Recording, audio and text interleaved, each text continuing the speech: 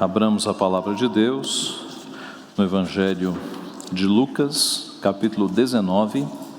Lucas, capítulo 19, de 41 a 44. Lucas 19, 41 a 44. Diz assim a santa, inerrante, infalível, suficiente palavra do Senhor. Quando ia chegando, vendo a cidade, chorou e disse: Ah, se conheceras por ti mesma, ainda hoje, o que é devido à paz. Mas isto agora está oculto aos teus olhos. Pois sobre ti virão dias em que os teus inimigos te cercarão de trincheiras, e por todos os lados te apertarão o cerco, e te arrasarão, e aos teus filhos dentro de ti não deixarão em ti pedra sobre pedra, porque não reconheceste a oportunidade da tua visitação. Vamos orar mais uma vez. Pai Santo, nós te louvamos por tua palavra, que foi preservada durante muitos séculos, para que o teu povo tivesse a tua voz, o teu alimento, a tua instrução, a tua sabedoria diante de si.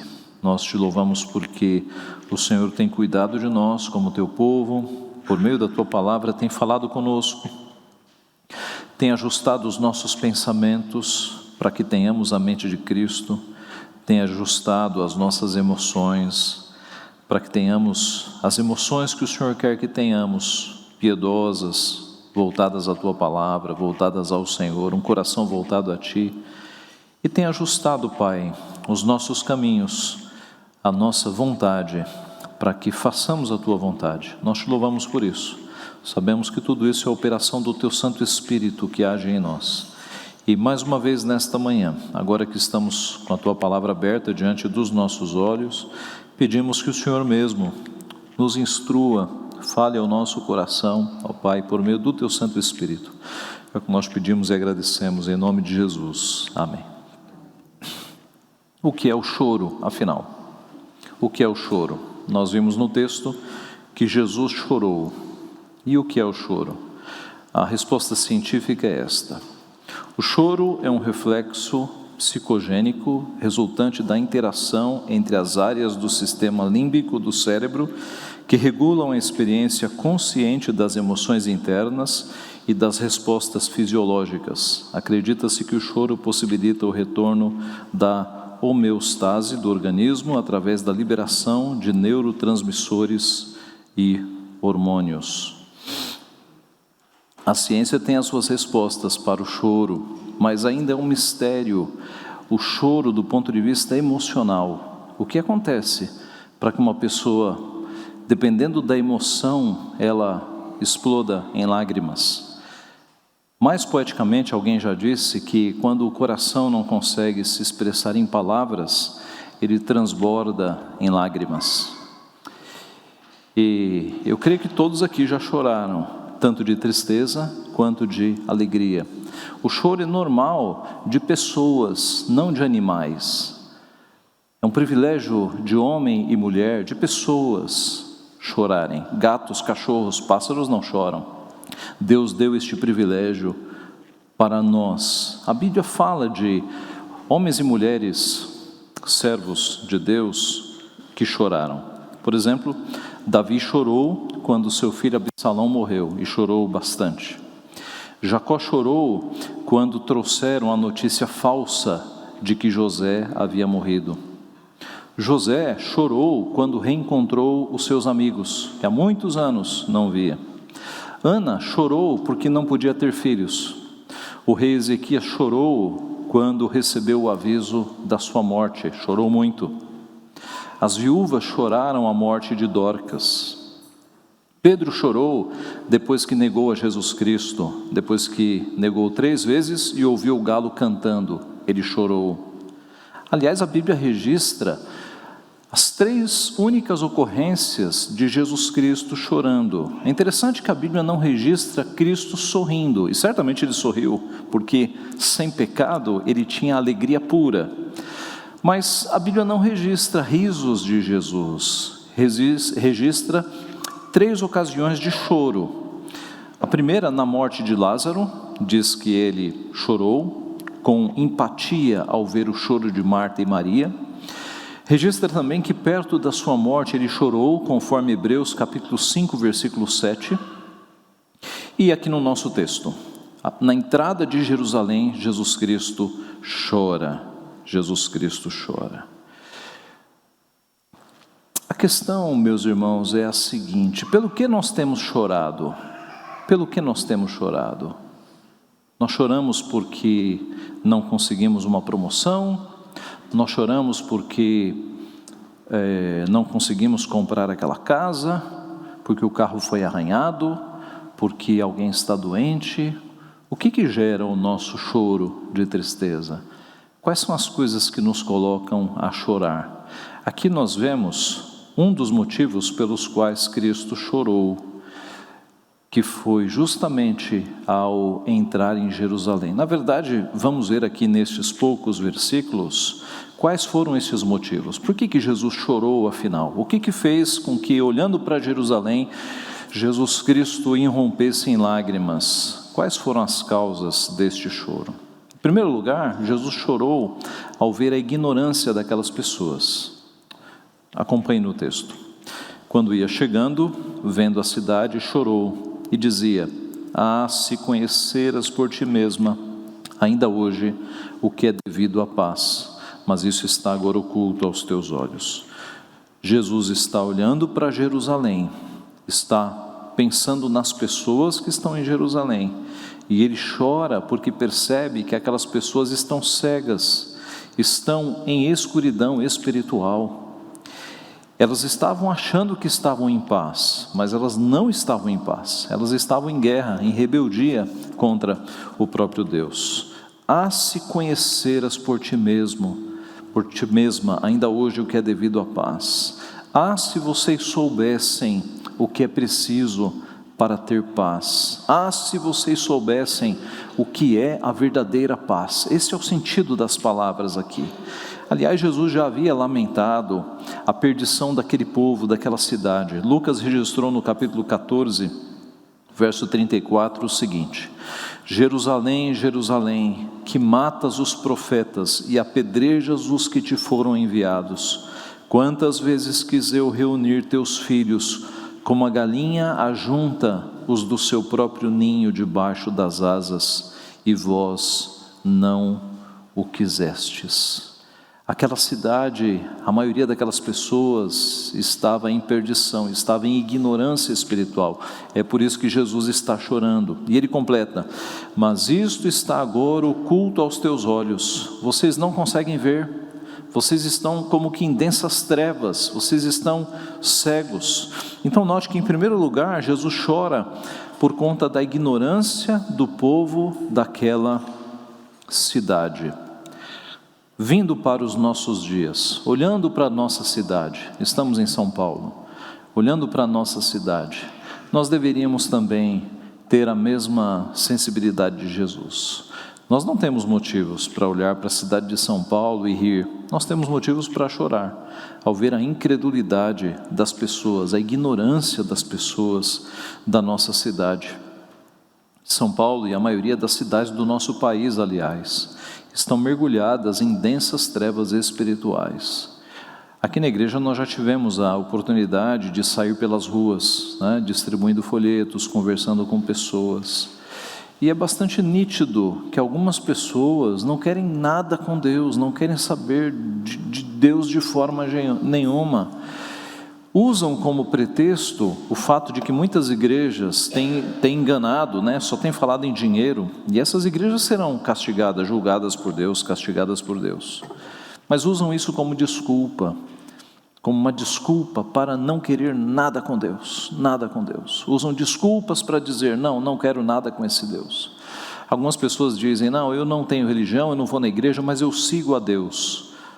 Seguem a Deus, mas não obedecem a Deus, porque Deus manda justamente os seus filhos se congregarem, os seus filhos se unirem como povo de Deus para cultuar junto, para adorar junto, para aprender junto.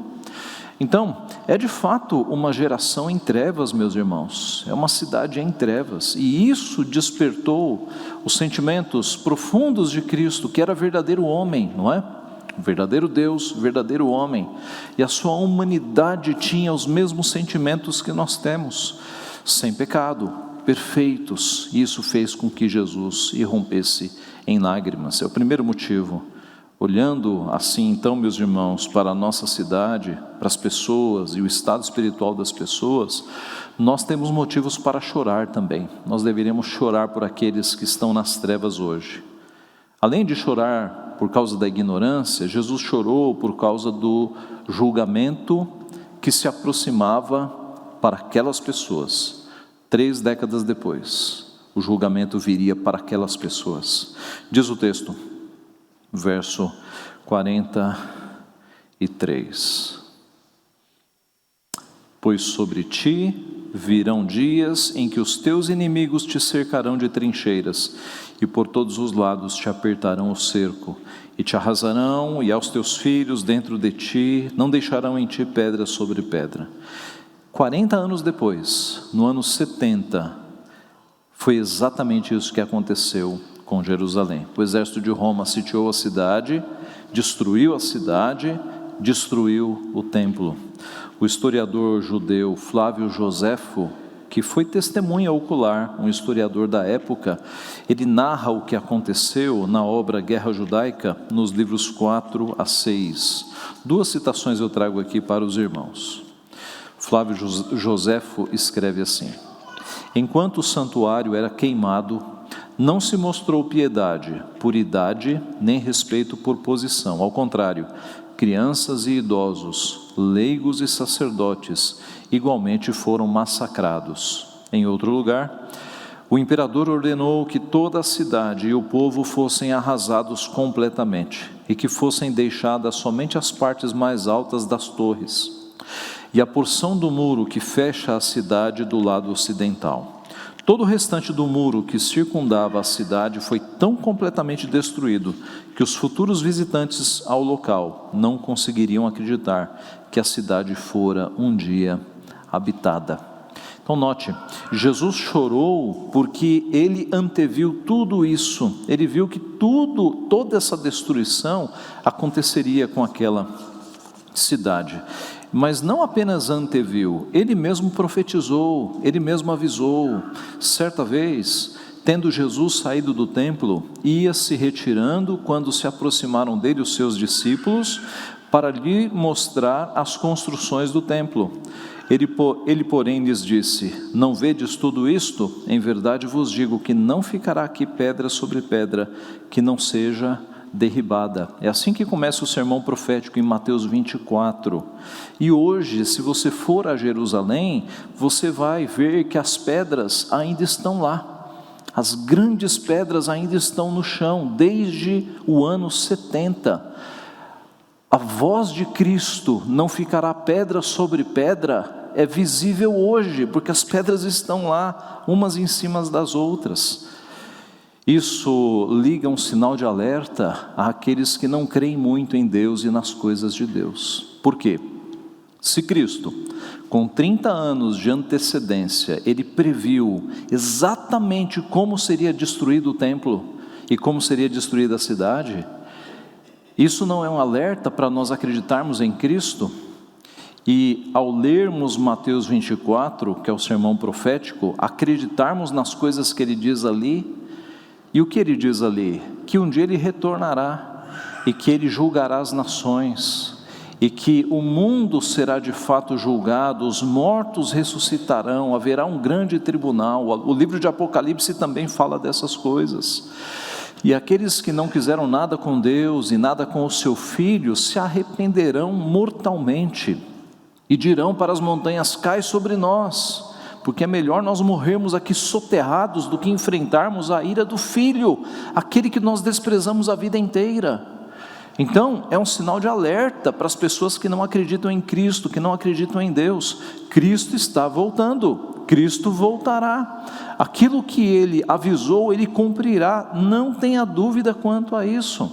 Aliás, Até esta incredulidade e esse descaso nos últimos dias, Cristo profetizou, lá em Mateus 24. Pois assim, verso 37, pois assim como foi nos dias de Noé, também será a vinda do Filho do Homem. Porquanto, assim como nos dias anteriores ao dilúvio, comiam, bebiam, casavam, davam-se em casamento, até o dia em que Noé entrou na arca, e não perceberam, senão quando veio o dilúvio e o levou a todos.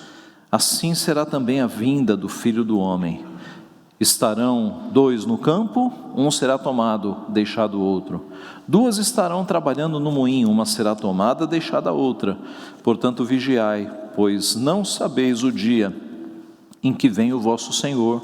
Mas considerai isto: se o pai de família soubesse a que hora viria o ladrão, vigiaria e não deixaria que fosse arrombada a sua casa.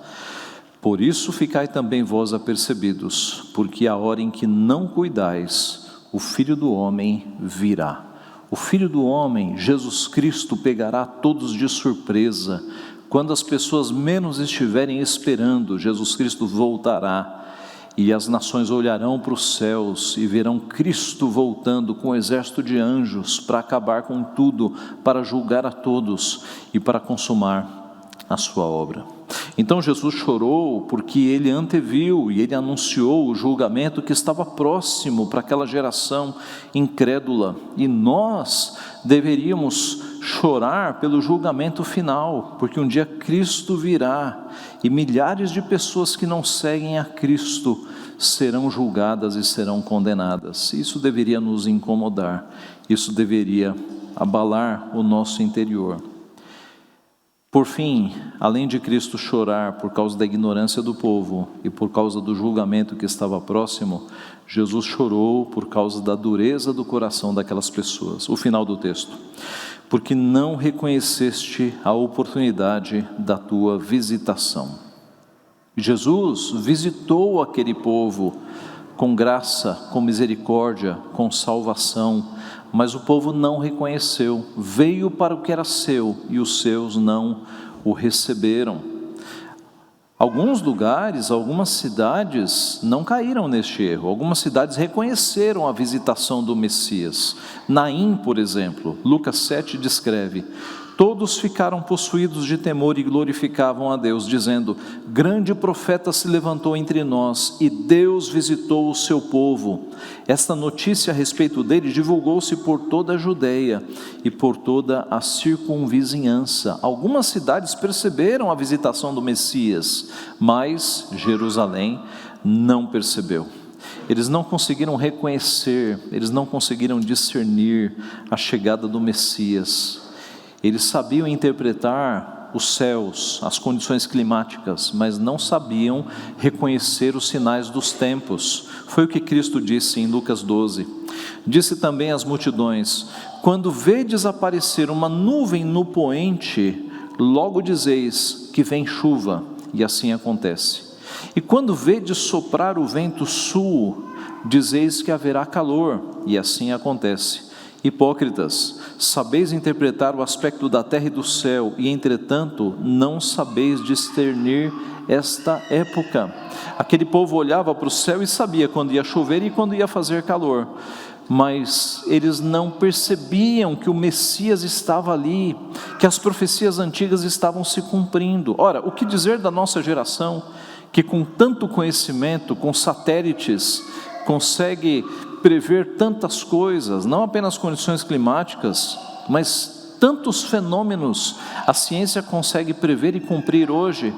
Contudo, boa parte desta geração ainda não consegue perceber que Cristo está voltando, que as condições do planeta se movem exatamente como Cristo profetizou, que os blocos econômicos estão se movendo exatamente como Cristo profetizou na sua palavra, que um dia de fato surgirá um anticristo, de que um dia de fato este mundo será governado pelas forças das trevas por um pouco período, para que Cristo volte e acabe e consume todas as coisas. Então, meus irmãos, é uma geração que é tão hábil e é tão esperta em algumas coisas, mas que continua tão cega nas questões espirituais, não percebe que o mundo caminha na exata direção do que está na palavra de Deus, na exata direção. Isso é tão claro para quem é filho de Deus, é tão claro olhar para o mundo e perceber que as coisas estão se cumprindo, não é? É tão claro. Você vê os movimentos de polarizações, de ateísmo, né? De ateísmo perseguindo igrejas, fechando igrejas, crentes continuam sendo mortos, e por um lado Deus gerando avivamento em alguns países, missionários se levantando. Isso é tão claro, meus irmãos. As evidências de mal e de bem continuam diante dos nossos olhos. É evidente que existem as forças das trevas e existe o nosso Deus que está sobre todos. Isso basta abrir os olhos, mas isso está oculto às pessoas, porque essas coisas espirituais só se discernem espiritualmente. O homem natural não vê as coisas espirituais. Note, Jesus está chorando aqui, por causa da ignorância daquele povo, por causa do julgamento que estava próximo para aquele povo e por conta da dureza do coração daquele povo. Jerusalém, no passado, havia sido fonte de alegria. Nós cantamos: grande é o Senhor e muito digno de ser louvado, na cidade do nosso Deus, seu santo monte, belo e sobranceiro, alegria de toda a terra. Alegria de toda a terra. Jerusalém havia sido no passado a alegria de toda a terra, mas agora o Messias está diante de Jerusalém chorando, porque o coração das pessoas endureceu, porque os seus olhos ficaram fechados com escamas de ignorância espiritual, e porque aquela geração sofreria uma grande disciplina do Senhor por conta disso tudo, e Cristo agora está chorando. A nossa geração também é dura de coração, também é incrédula. O número de ateus tem crescido, inclusive entre adolescentes. Tudo isso, meus irmãos, deveria mover o nosso coração, para que, com a sensibilidade de Jesus Cristo, nós chorássemos. Mas mais do que chorar, porque Cristo chorou, mas Cristo foi aquele que durante todo o seu ministério anunciou a vinda do Pai, anunciou as boas novas. Então devemos imitá-lo nisso também. Nós temos a chance de, como discípulos de Cristo, levar o Evangelho a essas pessoas que estão cegas, essas pessoas que estão aflitas, essas pessoas que têm o coração endurecido. Nós temos a chance, e não apenas a chance, nós temos a ordem de Cristo de pregar o Evangelho a essas pessoas. A igreja evangélica brasileira parece que parou de evangelizar. Já perceberam? Que no passado os crentes evangelizavam muito mais. No passado nós tínhamos cultos em praça pública, distribuição de folhetos. Os crentes se empenhavam mais em pregar o evangelho. E hoje parece que a geração atual está bastante acomodada. Devemos despertar deste sono. Devemos pregar o evangelho. Onde, pastor? Ora, onde Deus te colocou. Você é missionário onde Deus te colocou. Na tua família, no teu trabalho, na tua vizinhança, nos círculos onde Deus te colocou. Ali você é um missionário, ali você é uma missionária. Como, pastor? Falando da sua fé, mostrando que há um Deus que se preocupa com as pessoas e que salva as pessoas, contando o que Deus fez com você. É aquela ilustração de um mendigo contando aos outros onde ele encontrou o pão. Nós somos um mendigo que encontramos o pão, e nós vamos dizer aos outros onde nós encontramos o pão. E de uma forma talvez mais criativa, presenteando as pessoas com Bíblia, presenteando as pessoas com livros, encaminhando vídeos e mensagens que falem do amor de Cristo para essas pessoas. Use a tua criatividade. Nós somos tão criativos e tão espertos, não é? Na nossa profissão, por exemplo, para fazer as nossas coisas. Vamos voltar e conduzir e direcionar esta criatividade para pregar o Evangelho. Essa é uma área da tua vida que não pode ser esquecida e menosprezada. Você foi salvo por Cristo, não para guardar isso para ti, mas para se tornar um propagador da salvação de Cristo Jesus. Pastor, é difícil, a minha família é muito difícil, a minha família vai me desprezar. Pastor, no meu trabalho as pessoas são muito difíceis, são de vida imoral. Ora, Cristo nunca disse que seria fácil. Mas saiba, há eleitos ao teu redor, que Deus tem planos, e que Deus vai usar você para ser um instrumento nas suas mãos. E a Bíblia diz que quem sai andando e chorando, enquanto semeia, voltará com júbilo, trazendo os seus feixes. Então, mesmo que seja em lágrimas, mesmo que seja contando com a oposição dos teus familiares, com a oposição dos teus colegas de trabalho, com a oposição da tua vizinhança, mesmo que seja em lágrimas, quem sai plantando, quem sai andando e chorando enquanto semeia, voltará com júbilo, trazendo os seus feixes. Deus vai abençoar esta semeadura santa. Semeie, leve o Evangelho. É uma geração, meus irmãos, que precisa. E nós somos essas pessoas que têm a salvação.